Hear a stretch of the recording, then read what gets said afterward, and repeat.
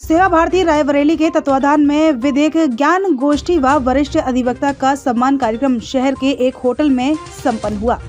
सेवा भारती के द्वारा विधिक ज्ञान गोष्ठी कार्यक्रम में CB पांडे, पूर्व विधिक सलाहकार राज्यपाल उत्तर प्रदेश एवं पूर्व न्यायाधीश व doctor RS Jadaun, judicial magistrate chairman CWS Lucknow ने भारत माता के चित्र पर माल्यार्पण करके दीप प्रज्वलित करने के साथ ही कार्यक्रम की शुरुआत की। पूर्व न्यायाधीश CB पांडे ने बताया कि कई लोगों को कानून की जानकारी न होने से लोगों को बड़ी दिक्कतों का सामना करना पड़ता है। खास करके ग्रामीण क्षेत्रों में लोगों को कानून की जानकारी न होने से उनके मौलिक अधिकारों का हनन हो रहा है। आगे उन्होंने कहा कि वर्तमान में मोबाइल के इस्तेमाल को लेकर भी एक कानून बनाने की जरूरत है, क्योंकि बच्चों में मोबाइल की लत लगने के कारण वह कम उम्र में गंभीर बीमारियों का शिकार हो रहे हैं। उन्होंने कहा कि इस मामले में ही जल्दी कानून न बनाया गया तो आने वाली पीढ़ी जिसको बर्बाद होने से कोई नहीं बचा सकता। रायबरेली से रफीक शेख की रिपोर्ट। तो आज कार्यक्रम जो हुआ है उसका उद्देश्य क्या है और क्या खास बात रही कार्यक्रम में? सेवा भारती की ओर से ये जो विधिक ज्ञान के लिए जो आज गोष्ठी रखी गई है, मैं समझता हूँ इसकी बहुत ज़रूरत है। देश के लोगों को सारी जो अधिकार और कर्तव्य जो भी कुछ मिला हुआ है वो संविधान से मिला हुआ है और संविधान के आधार पर सारे कानून बनते हैं। लोगों को अपने कर्तव्यों के बारे में नहीं पता, अधिकारों के बारे में भी नहीं पता है। और जब अधिकार और कर्तव्य के बारे में नहीं पता है तो इतने बड़े देश के आप नागरिक हैं तो अपने नागरिक जीवन को कैसे अपना उसको आप आगे बढ़ा पाएंगे, कैसे नागरिक जीवन को सुखी और संपन्न बना पाएंगे? क्योंकि लोकतंत्र में जो कुछ भी है वो कानून के से ही चलता है। लोकतंत्र में माना जाता है कि कानून का राज है, सब लोग बराबर हैं, सबको समान अधिकार है, सबको जीने और आगे बढ़ने का समान अधिकार है, सबको समान मौलिक अधिकार है।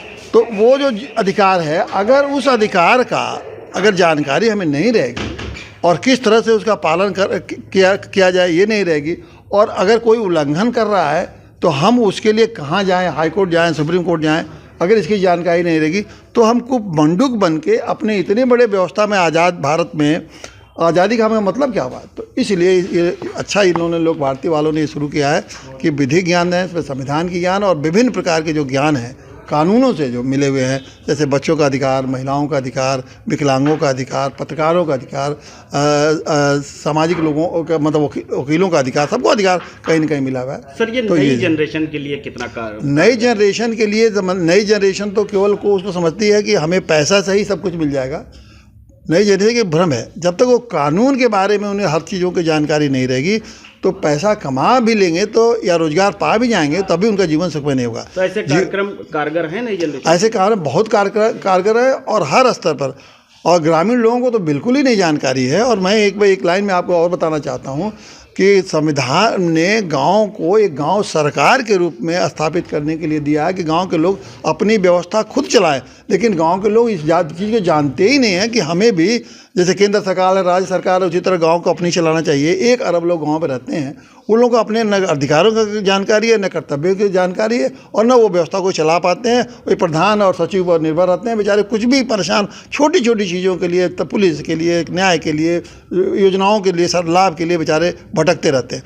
तो गाँव सरकार का उनको जानकारी होती है तो आज वो जागृत हो जाए, देखिए सारे अधिकार अपना इस्तेमाल करें। एक सिस्टम ये मान लिया बहुत जानकार हैं जिनको करना है, नहीं सरकार के सिस्टम को करना सरकारी।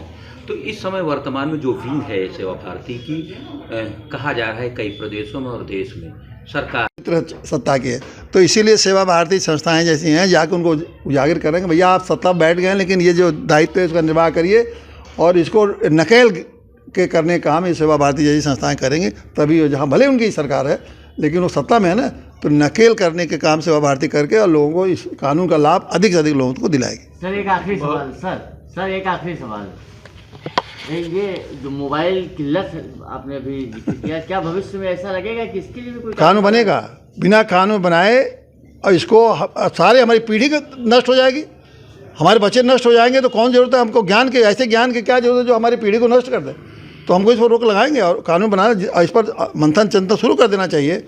आज एक बात मैंने उठाया, इस पर मंथन चिंतन करके कानून बनाकर निश्चित रूप से जल्द कानून लाना चाहिए, ताकि हमारी अगली पीढ़ियां कम से कम इस दूषित, जैसे आपका धुआं से दूषित हो रहा है ना, उसी तरह दिमाग में भी ये भी तो दूषित कर रहा है, तो उसकी जो कानून बना के हमें उतना ही ज्ञान दिया जाए वो तो ऐसे मोबाइल बच्चों को दिया जाए जिसमें उनकी ज़रूरत भर के ही हमारे उसमें रहें, बाकी जिसमें बहुत सारी चीज़ें वो बच्चों को न दिया जाए, उनके ज़रूरत वाले मोबाइल उनको दिया जाए, पढ़ोड़ लोगों के लिए वो दिया जाए, बूढ़ों के लिए अलग अलग। तो ये विज्ञान है, कर सकते हैं कि वही मोबाइल अलग अलग कैटेगरी के मोबाइल कर दिए। अगर फिल्मों में रेड फिल्म ये फिल्म देते हैं कि नहीं देते, उसे मोबाइल में कर दिए, इससे बड़ा फ़ायदा होगा, इससे हमारी पीढ़ियाँ बच जाएंगी जी। सर परिचय अपना दीजिए। मेरा नाम रविंद्र सिंह जादौन है और मैं अध्यक्ष बाल कल्याण समिति लखनऊ हूँ। सर आज सेवा भारती के तहत कार्यक्रम हो रहा है, तो उसमें क्या क्या बताया जाएगा?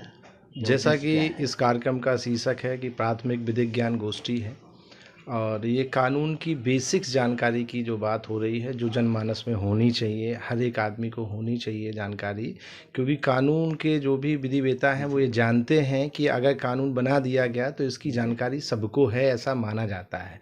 लेकिन वर्तमान परिस्थिति में ये है कि आम जनमानस को कानून की जानकारी नहीं होती है, इसलिए बेचारे वो कानून के संपर्क में आके काफ़ी परेशान होते रहते हैं। और हम सब जानते हैं कि कितने केस हमारे यहाँ पेंडेंसी है।